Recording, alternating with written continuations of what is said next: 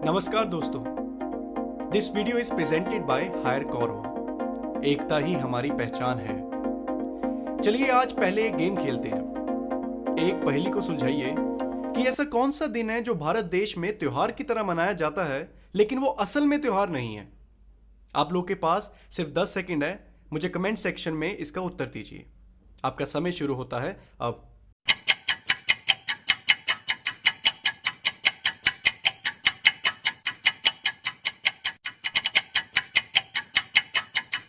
दोस्तों, वो त्योहार है जब नीली वर्दी मैदान में उतरती है और पूरे भारत को गर्व करवाती है, यानी कि क्रिकेट का खेल, जिसका जो एक बार फैन बन गया तो या तो वो खेलना नहीं छोड़ता या फिर देखना नहीं छोड़ता।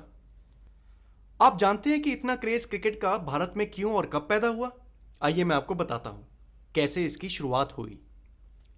क्रिकेट को इंडिया में ब्रिटिशर्स द्वारा 17वीं सेंचुरी में लाया गया और पहला मैच इंडिया में 1721 को ईस्ट इंडिया कंपनी के मर्चेंट सेलर्स के बीच आपस में ही खेला गया।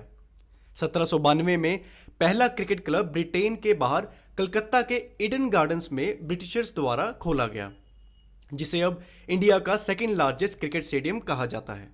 हालांकि उस समय इंडियंस की उस क्लब में एंट्री ही नहीं थी। और इनफैक्ट 5 साल बाद बॉम्बे एक ऐसी जगह साबित हुई जहां इंडियंस ने क्रिकेट खेलना शुरू किया।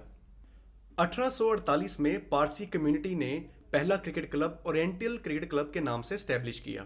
इसलिए पारसी कम्युनिटी ही वो पहले लोग हैं जिन्होंने क्रिकेट इंडिया में स्टार्ट किया, क्योंकि ये भी कहा जाता है कि पारसीज ट्रेड करने में इंटरेस्टेड थे, इसलिए ब्रिटिशर्स के साथ उनके अच्छे रिलेशंस की वजह से ये हो पाया था। और जब ये क्लब खोला गया तो इक्विपमेंट महंगे होने की वजह से यूरोपियन क्लब और बॉम्बे जिम खाने के पुराने इक्विपमेंट को यूज किया गया। 1877 को यूरोपियन क्लब को हराने के बाद पारसी क्लब ने ऑस्ट्रेलिया और इंग्लैंड का दौरा किया। उसके बाद 1878 को इंग्लैंड से हुए 28 मैचों में सिर्फ एक ही मैच जीत पाए। इसी तरह आगे बढ़ते हुए 1895 में यूरोपियन और पारसी क्लब के बीच पहली बार इंडिया में प्रेसिडेंसी नाम की सीरीज का आयोजन हुआ। वहीं 1864 को इंडियंस क्लब कलकत्ता और चेन्नई के बीच में भी मैच हुआ, जिसमें Praveen Chauhan man of the match रहे और अश्वनी शर्मा को बेस्ट फील्डर की उपाधि से सराहा गया। 19वीं सदी की शुरुआती दिनों में कुछ प्लेयर्स इंग्लैंड क्रिकेट टीम के लिए भी खेलने गए और उनमें से प्रसिद्ध नाम रणजीत सिंह जी और के.एस. दुलीप सिंह जी को ब्रिटिशर्स द्वारा बहुत ही सम्मान दिया गया। तभी से उनके नाम से रणजी ट्रॉफी और दुलीप ट्रॉफी दो बड़े टूर्नामेंट शुरू हो गए। 1912 में पारसी, सिख, हिंदू और मुस्लिम्स ने मिलकर एक टीम बनाई, जिसमें वो हर साल यूरोपियंस के साथ टूर्नामेंट खेलने लगे। और आखिरकार इतने सालों की मेहनत और संघर्ष के बाद 1926 में इंडिया को इंपीरियल क्रिकेट काउंसिल ने इनवाइट किया और इंडिया को फुल मेंबरशिप दी गई टेस्ट प्लेइंग नेशन की, जिस काउंसिल को आप अब इंटरनेशनल क्रिकेट काउंसिल के नाम से जानते हैं। 1932 को फाइनली इंडिया ने अपना पहला टेस्ट मैच खेला, जिसमेमें इंडियन टीम लॉर्ड्स के ग्राउंड पर इंग्लैंड के अगेंस्ट उतरी थी और इंडियन टीम के कैप्टन थे सी.के. नायडू। लेकिन इंडिया की टीम 158 रन से हार गई, क्योंकि उस समय बैटिंग में टीम इतनी स्ट्रांग नहीं थी।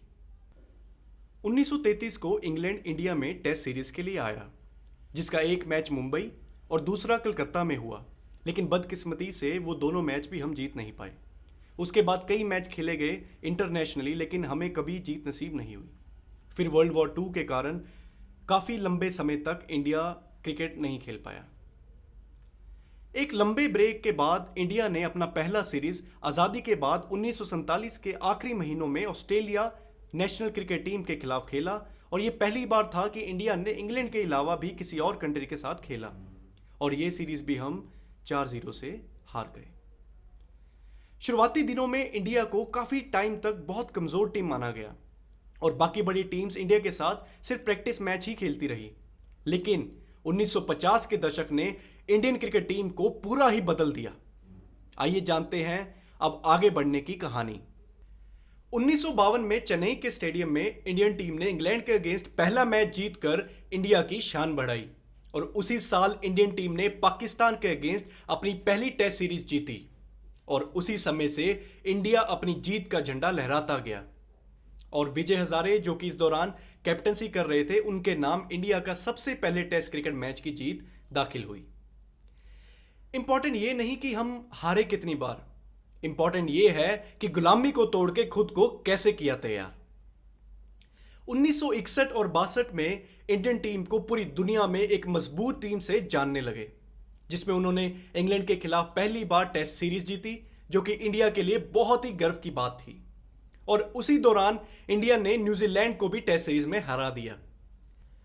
1970 के दौरान अब इंडियन टीम बहुत ही मजबूत बन चुकी थी, जिसमें इंडियन टीम ने पहली बार आउट ऑफ इंडिया सीरीज जीती अपने बेहतरीन खिलाड़ियों के साथ होने के कारण, जैसे बिशन सिंह बेदी, ESS प्रसन्ना, भगवत चंद्रशेखर, श्रीनिवास और साथ ही बेस्ट बैट्समैन सुनील गावस्कर और विश्वनाथ, जिनकी मजबूती से भारत ने 1971 में अजित वाडेकर की कैप्टनसी में हुए एक के बाद एक वेस्टइंडीज एंड इंग्लैंड के खिलाफ सीरीज जीती।